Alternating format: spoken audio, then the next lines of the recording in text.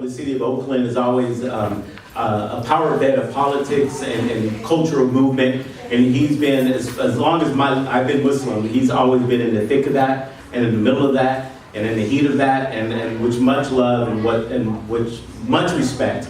I would like to present Amir Abdul Malik. All praise is due to Allah. I praise Him, I seek His help. I seek His guidance, I ask His forgiveness. I believe in Allah, I do not disbelieve in Him, and I bear witness that there's none worthy of worship except Allah, and I bear witness that the Prophet Muhammad sallallahu alayhi wa sallam is His servant and His messenger. Allah sent him as Muhammad, Din al-Haq, the true way of life, and this true way of life, al-Islam, shall overwhelm all other ways of life, although the mushriks, all those who associate partners with Allah, may hate it. Assalamu alaikum wa rahmatullah. It's really good seeing everyone. I haven't seen you, man, in a little while, so we got a chance to kick it a little bit. It's really good to, it's an honor, really, to be here and to see you. What I'd like to do very briefly, inshallah, I want to start off with our children, inshallah. And I want to start off by saying that we need to resurrect a word that we only seem to use every time we're talking about the seerah of the Prophet, peace be upon him. And we never seem to use it anymore, like other than talking about the seerah. And that word is jahiliyyah. And the reason why I just want to touch upon this very briefly, because it really does involve our children. I want to share with you an actual occurrence that took place. I don't want to be too specific because we have youngsters here, and I don't want to plant nothing in their heads, but this is the reality of what we're dealing with. So a brother down there in Oakland had a situation in which his daughter comes home, his 7-year-old daughter comes home, and asks the mother what is, and basically what it had to do with was certain behaviors associated with the people of Lut. Let's put it like that, okay? What is all that? And so the mother like, whoa, now this is second grade. Second grade. They're teaching the children to accept certain behaviors, and certain behaviors are okay. Second grade, all right? And so, so the child comes home, and the child says, Mommy, what's this and that, and so on and so forth. And then I feel like I can say this. She said the teacher said that if a boy wants to dress like a girl, and a girl wants to dress like a boy, that that's okay, right? And so the child said to the mother, Mommy, I'm confused. I'm confused, right? Because you can tell that the child, as innocent as they are, why would this person in authority say something like that? You know what I'm saying? That the child is confused, right? And it really got some of us to thinking that, we have to revive this word jahiliyyah and not keep it way off in the past. When the scholars talked about jahiliyyah, they talked about basically that one, to not know, or to not think clearly. To not know, or to not think clearly. And Allah subhanahu wa ta'ala did not really take issue with the people who just didn't know. They don't know. He took issue with the people who were not thinking clearly. Because these are the people with knowledge, these are the people with, understanding, these are these are like intelligent people, right? And so one of the things that we have to share with our children, I think, is that jahiliyyah is still with us today. And there are people who are in jahiliyyah today. And there are some people in positions of authority with a lot of knowledge who are in jahiliyyah, who do not think clearly. Like, for example, you have, what's the brother's name? The scientist guy now, DeGrayson or something like that. Brilliant brother. He's a scientist, the universe and stuff like that, right? Right. So brilliant brother. Brilliant. Well, brilliant. African American. So I'm saying brother on that tip. And so the man is brilliant. Knows all about the universe, what Allah has allowed us to know, but he doesn't believe that a creator created the universe. He's not thinking clearly. He's not thinking clearly. He's not dumb. He's not stupid. He's not thinking clearly. That this man, these brilliant people who will negate the existence of Allah will actually take the position that nothing created everything. Nothing created everything. These are people with PhDs. And they'll say that nothing created everything. They're not thinking clearly. So it's important that our children understand that when you're going to come across people in your life, your teacher, your professor, whatever, and there are some people who are very knowledgeable, intelligent, but they're not thinking clearly. They are in a state of jahiliyyah. And the reason why it's so important to deal with this, I think, is because children who are going by their fitrah, right? And what is the fitrah of a child? You remember my children, what's that? That's a car. That's a car. What's that? That's a bus. They want to know the names of things. Because that's our fitrah. Allah taught Adam the names of things. And so they have to be able to conceptualize things. Well, when they see the type of corruption that is out there, we have to conceptualize it for them. If we don't conceptualize it for them, then it could really overpower them. Like, what is this? What is that? There was a situation too. See, brothers and sisters, this is serious stuff. True story. Saying what you call a second grader, little girl, goes up to another little girl and says, I'm a L, lesbian. I'm a lesbian and I have a crush on you. Second grade. And so we have to realize the nature of the corruption and the facade that is out there. Our children have to be able to conceptualize that. Because there's some crazy stuff out there. How do they conceptualize it? We revitalize it. That's jahiliyyah, baby. That's jahiliyyah. There's some people who are in jahiliyyah. Now, the first place we start, I think, one of the first places we start, is that when we read them, their bedtime stories, like at this level here, we should read them stories of the prophets. We should read them stories of the prophets. That should be their bedtime stories, right? Remember, like Goldilocks and all that foolishness, right? No, their bedtime stories are stories of the prophets. And in understanding the stories of the prophets, they get an understanding. They're able to conceptualize certain things. So when they understand stories of the prophets, they're able to apply it to today. Just like the prophets of yesterday, peace be upon them, stood up against jahiliyyah, had to deal with jahiliyyah, all of them had to deal with jahiliyyah, right? So too today, there are people who are still in jahiliyyah, and there has to be people who play the role of the prophets. And that is who we are. We got to break it down to them. Break it down. At the same time, we have to let them know that they can't hate people in jahiliyyah, right? They can't hate the people in jahiliyyah, right? Because we have to let them know, no, you can't. There are some bad people in jahiliyyah, and there are some good people in jahiliyyah. And some bad people in jahiliyyah can become good Muslims, right? So we can't hate the people in jahiliyyah. No, the first generation, the Sahaba were in jahiliyyah. Umar, was in jahiliyyah. Right? Malcolm was in jahiliyyah. We let them know this. Muhammad Ali was in jahiliyyah. And some of us even say, mommy and daddy. You know what I'm saying? Mommy and daddy was in jahiliyyah. So we let them know we don't hate the people in jahiliyyah. We don't hate them. Because we have to play the role of the prophets. But there are many types of people who are in jahiliyyah. Right? Of all races. Of all backgrounds. They are in jahiliyyah. And by doing that, when they see these things that's happening, and it's going against their fitrah, they have a way of conceptualizing what's going on. It's jahiliyyah. That's jahiliyyah? Yes. That's jahiliyyah. That's jahiliyyah. Now when Allah talks about jahiliyyah, He talks about it, and I'm going to move kind of quick here, inshallah. He talks about like 4 areas, if you will. The first area he talks about is jahiliyyah as it relates to how we rule, how people rule. Right? That is to say, when they come up with their laws, when they come up with their, whatever laws they live by, so on and so forth, it's not based on what Allah has given them. It's based on their own whims, their own desires, their own definitions that don't involve Allah subhanahu wa ta'ala at all. So based on their own whims, based on their own desires, they'll come up with laws, this and that, the other thing, right?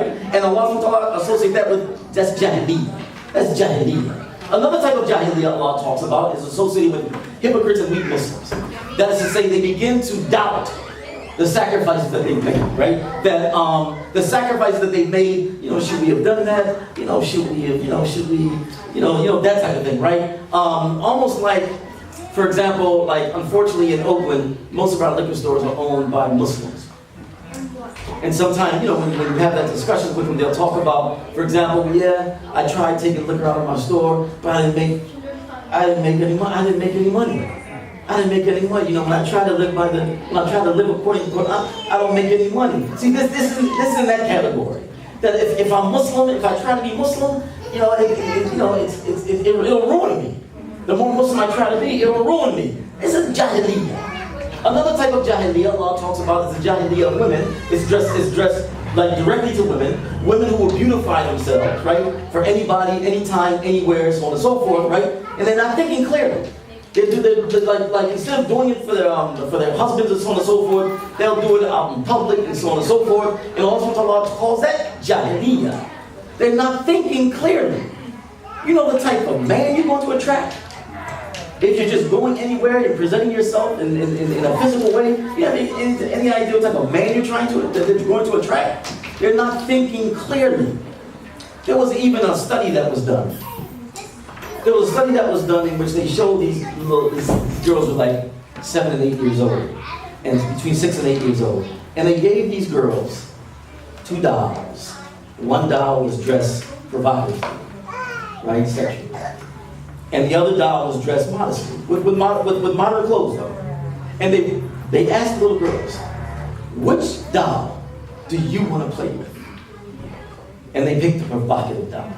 Which doll do you want to be more like? And they picked the provocative doll. Which doll is the best doll? So on and so forth. The provocative doll. How do they know that? At 7 and 8 years old. How do they know that early?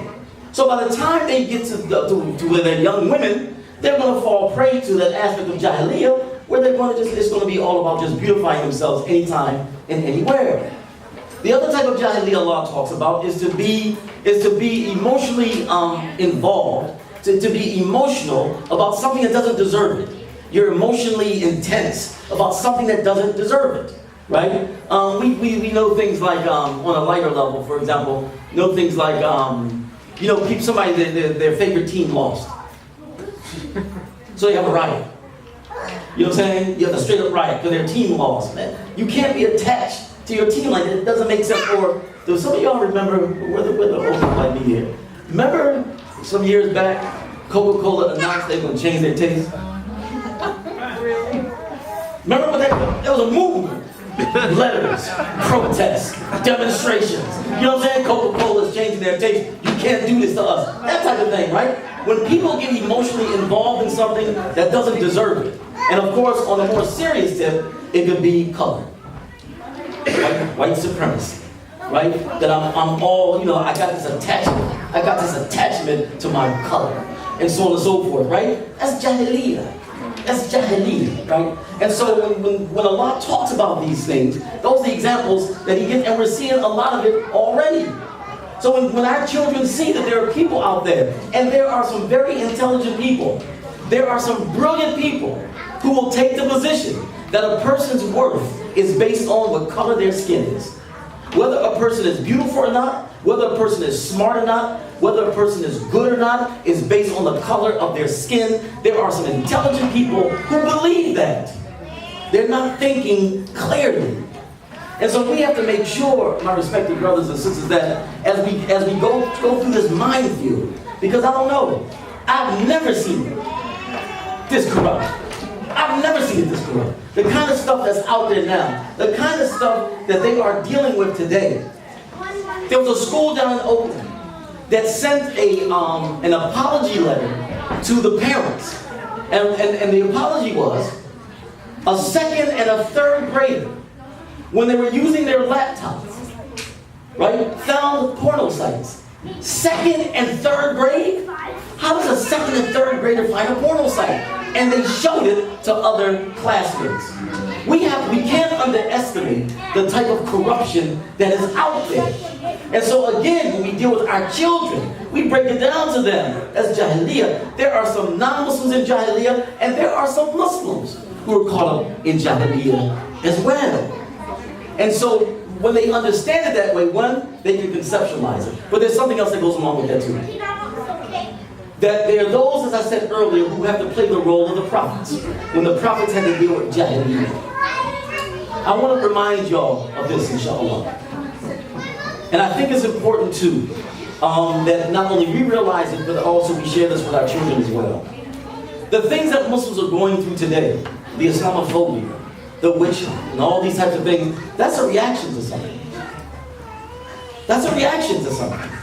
All the struggles that Muslims are dealing with all over the world, right? Here, that's a reaction to something. What is that reacting to? It's reacting to Islamic revival.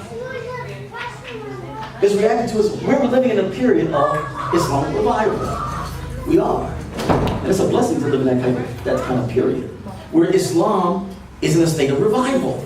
And so by understanding that, it puts us in mission mode. What did Umar say? Right on, Islam is a mission. Islam is a mission. And so we got to be in mission mode, right? Especially as we are the ones who confront Jahiliyyah. We're the ones who confronted. And every prophet who came, peace be upon them all, they came and confronted Jahiliyyah. So every prophet who came was involved in this whole aspect of tajdeed, revival. A prophet would come and revive the teaching of a prophet who came, previously. And so the same thing applies now. Of course, there's no more prophets. But look at you. Who are the people then? Who have to confront this Jahiliyyah? Who have to forbid? It's us. It's Muslims, right? And so they go into this Jahiliyyah and they're not overcome by it. They're not overwhelmed. They understand it. They understand the nature of the Jahiliyyah. They understand it, right? And in being in it, and I want to share it too with you too. Real quick. The Prophet, peace be upon him, 1400 years ago, gave the definition of a cool Muslim. He gave the definition of a cool Muslim 1400 years ago. Here's his definition of a cool Muslim. He said, be mixed with the people to the point where it doesn't destroy your deen. Mix with the people. Mix with the people to the point where it doesn't destroy your deen. And so while we are out there in schools and so on and so forth, and we are mixing with the people, because we have to do dawah to the people. So in order for us to do dawah to the people, we got to be up on everything. We got to know what the latest things are. We got to know what the latest this, the latest slang, the latest style. We got to know that. So we got to mix with the people to the point where it doesn't destroy your deen. You show me a Muslim who's able to mix with the people without destroying your deen, I'll show you a cool Muslim. I'll show you a cool Muslim. Because that Muslim is confident of who they are. That Muslim is strong. That Muslim is able to be and mix with other people. In the Jahiliyyah, they're able to mix with other people, so on and so forth, but it doesn't affect their deen. They are still Muslim. And that's one of the major ways how we confront Jahiliyyah.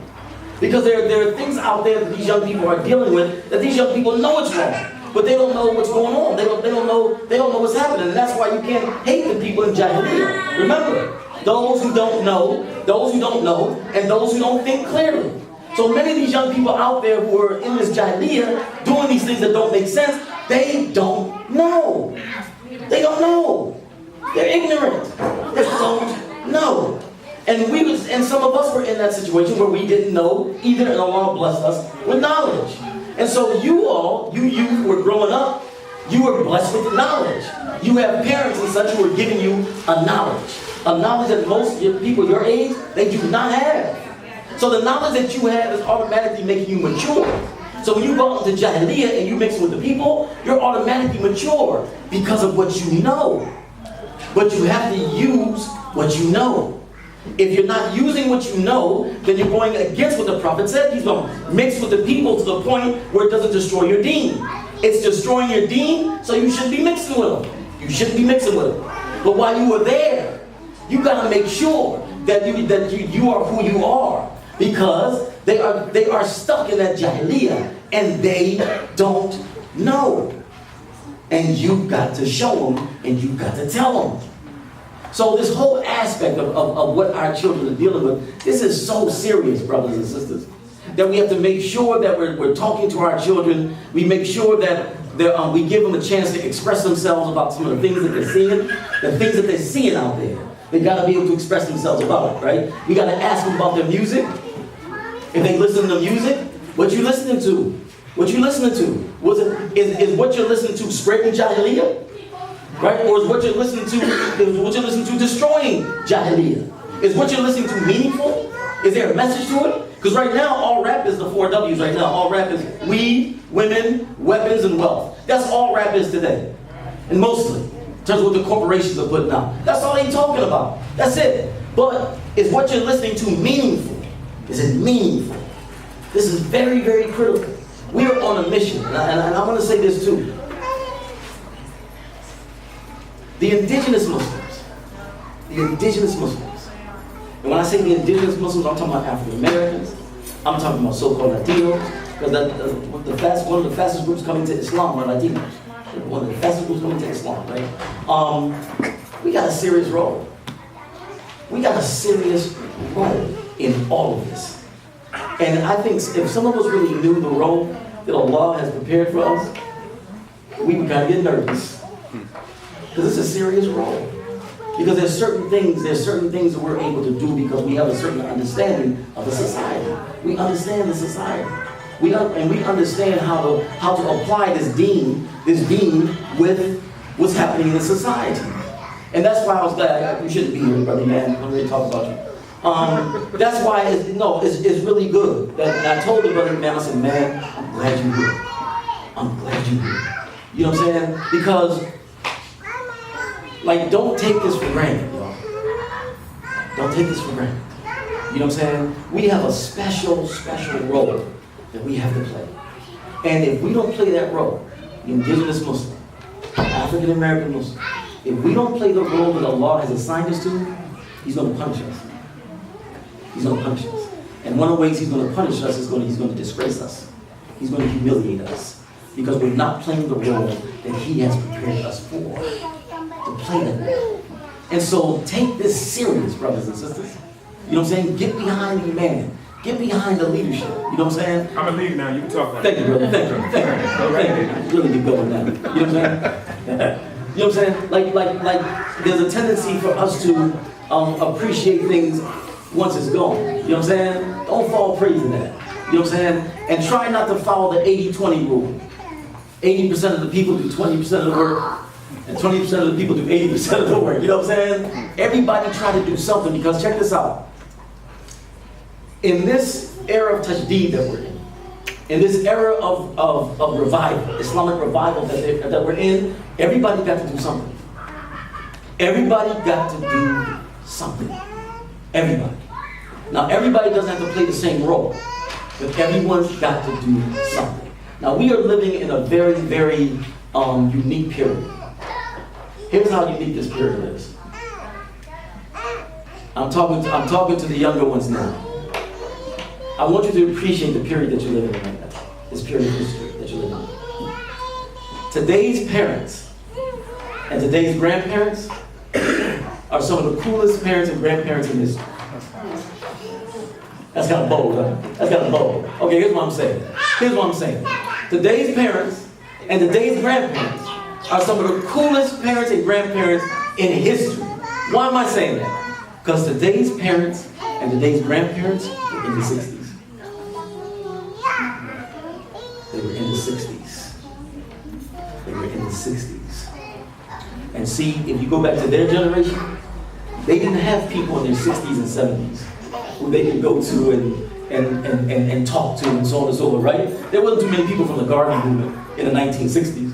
There may have been a few people from the Garvey movement. Wasn't a lot, right? So you had, these are 20-somethings.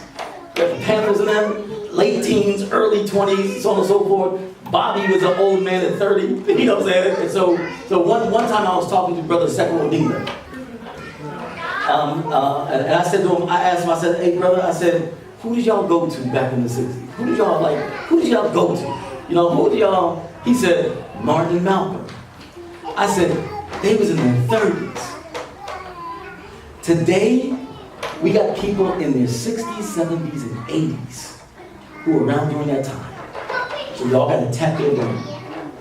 You gotta tap their brain. You know what I'm saying? Get that wisdom from them. Because their generation didn't have that, right? Today's parents and grandparents are from the 60s.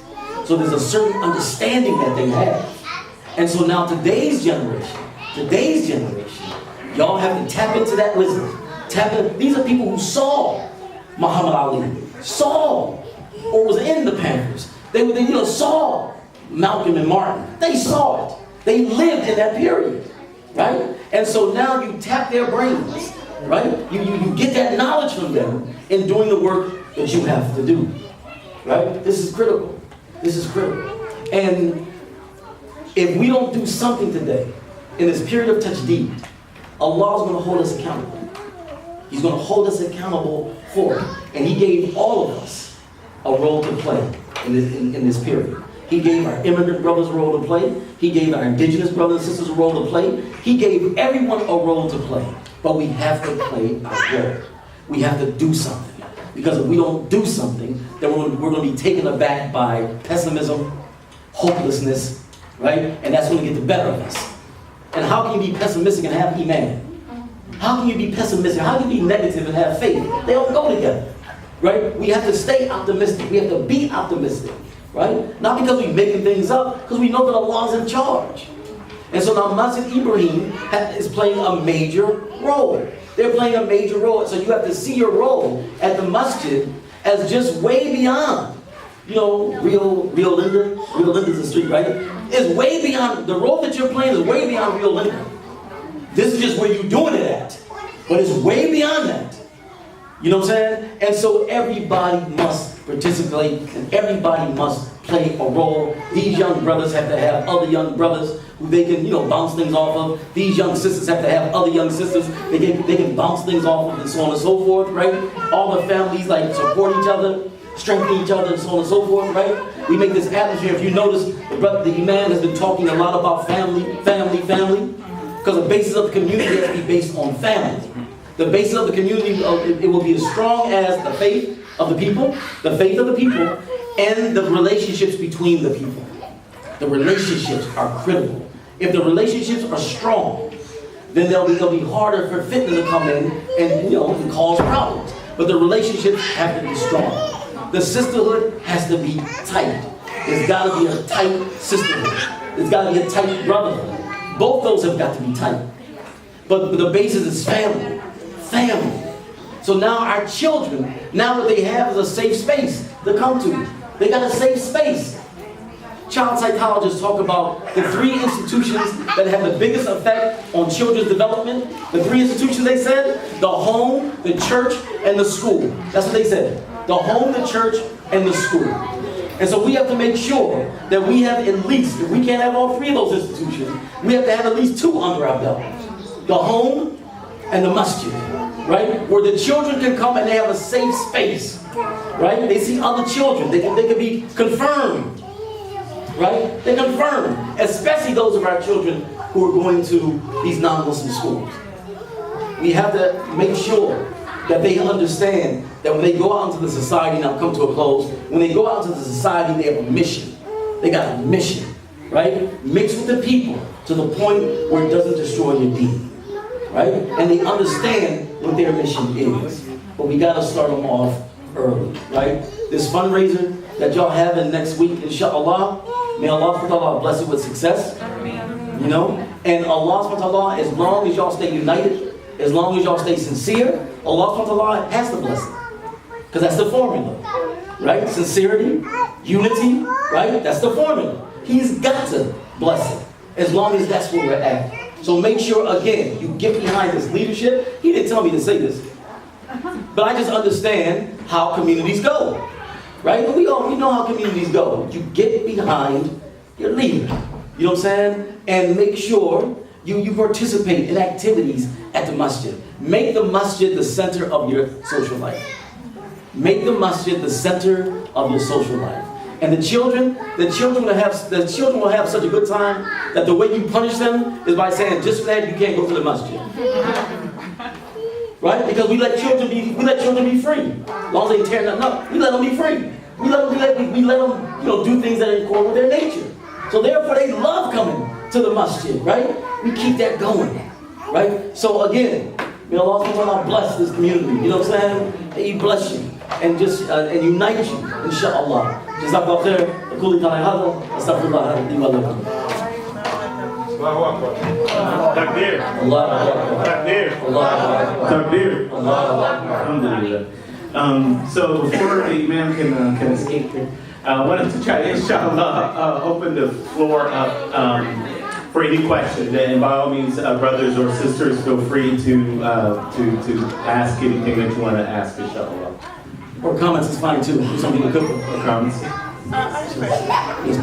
What's the best way, because my children go to public school and my stepchildren do as well. And as Muslims, I know my son, his friends didn't know that he was Muslim until I started covering. And so he just asks questions. He doesn't know enough about the deen to properly respond. So how do they navigate with that? Yeah. Hey, remember y'all, remember back in the day we said, I'm black and I'm proud. Yeah, my son still says it. I'm black and I'm proud. Good. I'm black and I'm proud. Right? There was like a yeah. You know what I'm saying? Matter of fact, call him black. We got to figure out how to do that same thing with Islam.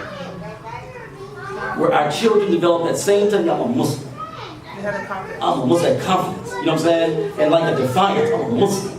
I'm a Muslim. You know what I'm saying? And I really believe that that's got to come from us. That's got to come from us. Because we have experience with that. You know what I'm saying? Just like I said, when I said I'm black and I'm proud, so on and so forth, we just got experience with taking something that the society says is bad and taking it and giving it a different definition. No, black ain't bad. Black is good. Black ain't nothing. Black is beautiful. Matter of fact, call me a black man. We took the definition and we gave it our own definition. So in this time of Islamophobia, we got to take their definitions and change those definitions around. I'm a Muslim. I'm a Muslim. You know, that type of thing, right? And so we have to figure out how to do that. You know, and I think that it's got to come from the masjid. It's got to come from the institutions that we build. Because our children are only going to be as strong as the institutions that they come out of. And institutions are very, very powerful. Very, very powerful. For example, finish this statement. Finish this statement. In 1492, that's the power of institutions. That's the power of institutions. That's the power of institutions. You know what I'm saying? And every generation knew it. Every generation knew it, right? That's the power of institutions. So our children are only going to be as strong as the institutions that we build that they come out of. So if our children are at the public schools and so on and so forth, we have to have institutions that helps us supplement that. You know what I'm saying? And then, we got to challenge them. We got to challenge them. It's like, there's something wrong. There's something wrong with our women being out there showing that they're Muslim, and we ain't showing that we Muslims, men. There's something wrong. And one of the things, Allah will do something to us. And He's already doing something to us. What He'll do is, the women who are willing to do that, He'll give them the strength to keep doing that.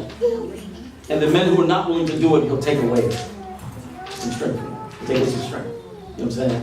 And I've dealt with it. I've seen it. I've been in situations, for example, where sisters might, I'll just put it out there. So I got a call from a campus. Sisters called the campus. Can you come speak at boom, boom, boom, boom. All right, inshallah, right?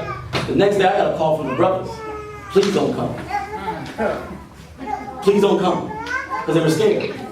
The brothers called me and said, please don't come. Because they were scared. And the women were the ones who wanted us to be there. That's what Allah will do. That's what Allah will do. And so we have to challenge, you know what I'm saying, ourselves. You know what I'm saying? That we're not going to let the media, we're not going to let them give a definition of Islam that ain't right. That ain't right. And we're going to be defiant. Just like we were defiant when we said I'm black and I'm proud. We're going to be defiant. You say Islam is bad? No, Islam is all that. You say Muslims are bad? No, I'm a Muslim. I'm a Muslim. And I'm proud of that. That's got to come from us. That's got to come from us. You know what I'm saying? And if it doesn't come from us, yeah, we're not going to be respected. And so whenever I hear African American Muslims and they talk about, man, we go to that masjid and they don't respect us, man. We go to that masjid, they don't respect us. We ain't playing our role. We ain't playing our role. If we don't play our role, we're going to be disrespected. That's how Allah's going to humiliate us. That's how He's going to disgrace us. We're not playing our role. So if we're not playing our role, stop crying. We ain't playing our role. Because if we play our role, then the people, the reputation we're going to have, the reputation we're going to have among our immigrant brothers is, they are brave. They are brave. That'll be our reputation. And when all is said and done, no. During that period, no. They stood up, they spoke out, they're brave. That will be our reputation. They stood up for Allah. They may have known only that much Arabic. You know what I'm saying? But they was ready to put their lives on the line for this deen. They're ready to put their lives on this line for this deen. That's the reputation that we'll have. And Allah will honor us. Because that's the role that He prepared us to play. The dawah. The dawah. The Amr wa Nahi. You know what I'm saying? That's the role that He fashioned us to play.